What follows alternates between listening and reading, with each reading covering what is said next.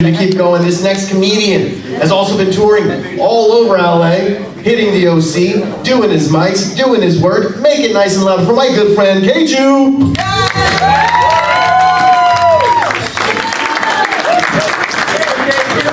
Son of a bitch. These guys back there warned me about the crowd on the right. I said, I'm the one that brought these motherfuckers. I just got back from Africa. I took my buddy Daryl. I'm kidding.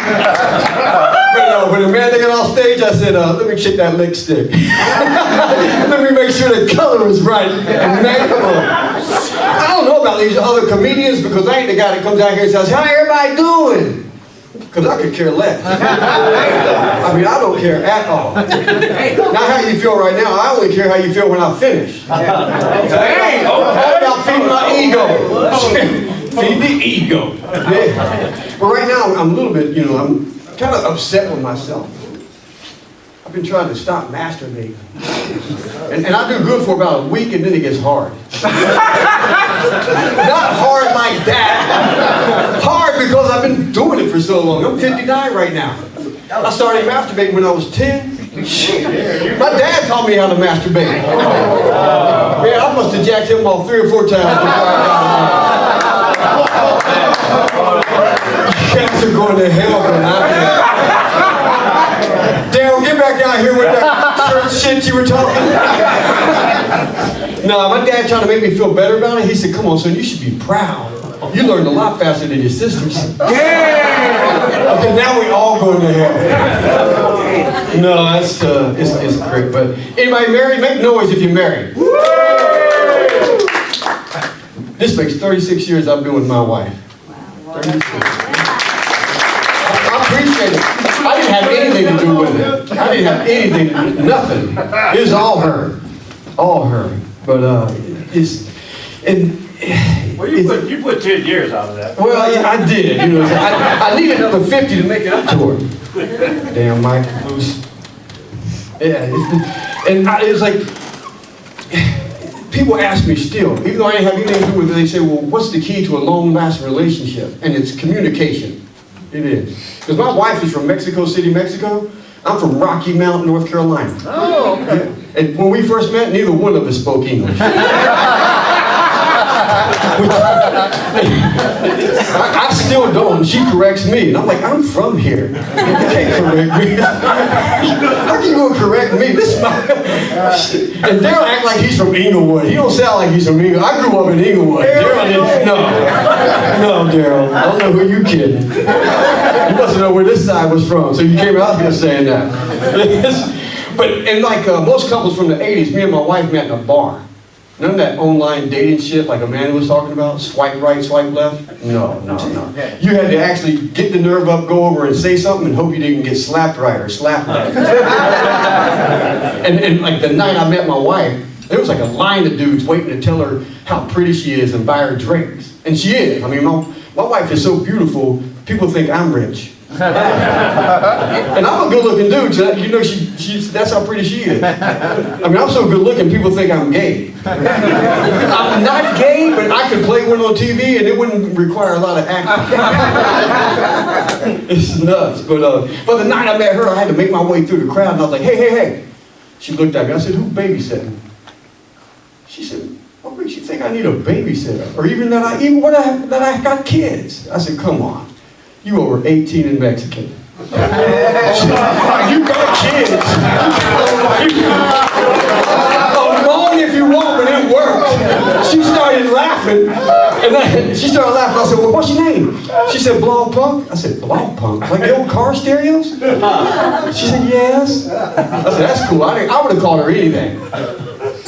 3 weeks later, I learned her name is Blanca. Blanca. That's the damn Spanish name that means white. I'm white, I don't speak Spanish. So, but she said Blanca, I heard Blawpunk. I said Blawpunk, she heard Blanca. I mean, that's the kind of communication that'll keep you together for 36 years. It is, man. And she got her own jokes. Man, the first night we made love, we was into it all hot and heavy, and she backed away real quick. She said, whoa, you ever been with a Latina? God, that scared me to death. Because the first thing that popped into my mind was, oh my God, is that the Spanish word that means I'm trans? Because I don't know. All I know is I don't want to do that again. I would, because any guy that pretty got a chance with me. How about you, bitch? I said, what's Latina? She said, that's a lady from Latin America, you know, Mexican. I said, oh, thank you, Jesus. Thank you, Daryl. I said, no, I haven't. Is that a problem? She said, no, but I do need to warn you. We're kind of like cockroaches. She said, we mate once, we're pregnant for life. I didn't believe her, but she woke up pregnant. That's the only time we had sex. We got 3 kids. I'm kidding. We ain't got 3 kids. We do, but no.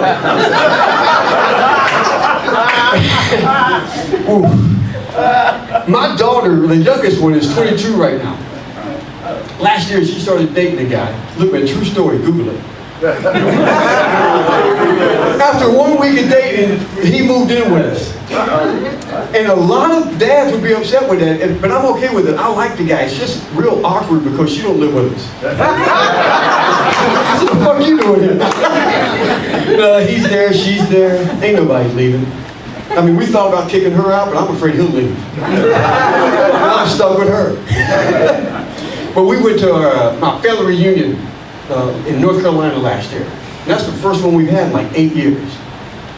And my black buddy said, dude, 8 years? What took y'all so long? Because black people have a family reunion every year. Every year, right? Nobody does family reunions and funerals like black people. I said, man, I'm white. I said, white people hate celebrating. I said, white people hate celebrating so much, we started the Jehovah's Witness religion. Just so you don't got to celebrate birthdays and Christmas. Keep that money in your pocket. And that's why I'm glad I married my wife. Because Mexicans, man, they celebrate everything. Mexicans will have at least one family reunion every weekend. Sometimes 2, depending on who got out of jail that week. You don't believe me? Drive past the park. And when I first started dating my wife, she was hosting one of these weekend parties. And she said, well, come with me to pick out the piñata. I said, let's go. And we got in the car driving over to this little Mexican store, and the whole way there I'm thinking to myself, what kind of meat is piñata? Because I know the carne asada and some other shit I can't pronounce, but I don't know the piñata. And we got there, and I went straight to the meat department, and she's on the other side of this store underneath these characters made out of paper mache. And I went over and I said, what you doing? She said, these are the piñatas. I said, what do you do with these? She said, we tie a rope around it, hang it from a tree, and we beat it with a stick till it explodes and candy falls out. Help me pick one out. I said, man. I said, well, how do we know what type of candy is in which one? Because that's really all I care about. And she shook her head and she said, oh my God, I forget how white you are. It doesn't come with candy. We put that in ourselves. And she said it with an attitude. It kind of pissed me off. I said, whoa. I said, slow down.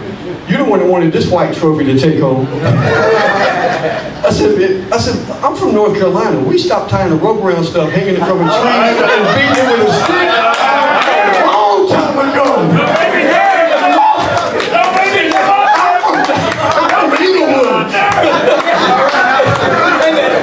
I said, I don't even feel comfortable helping you pick one of these out. I left, went to the car. I was pissed.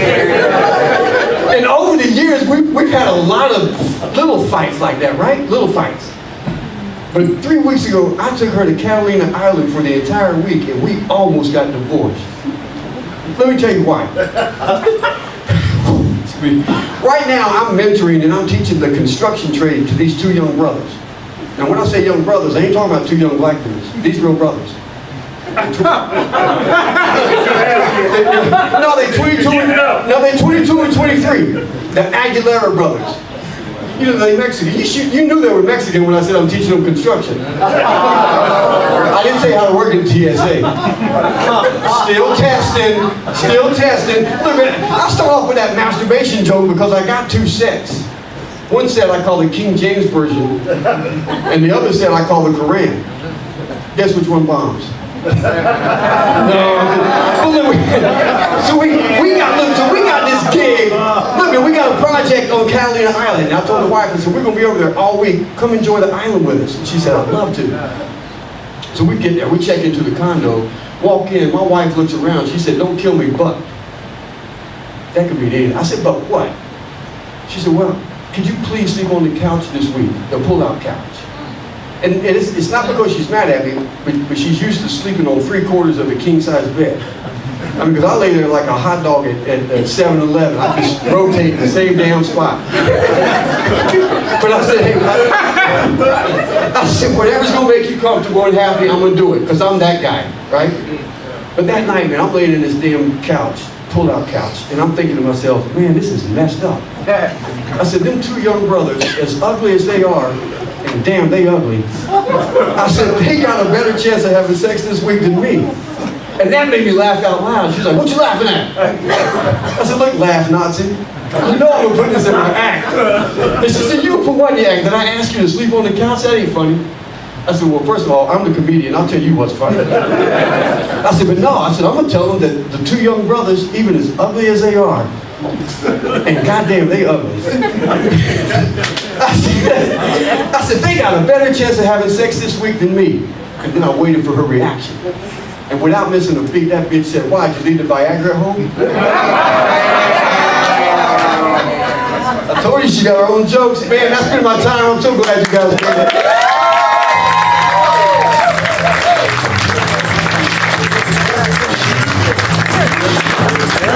Let me hear it, guys. You have to sleep on the couch. Come on. Yeah. You. It is.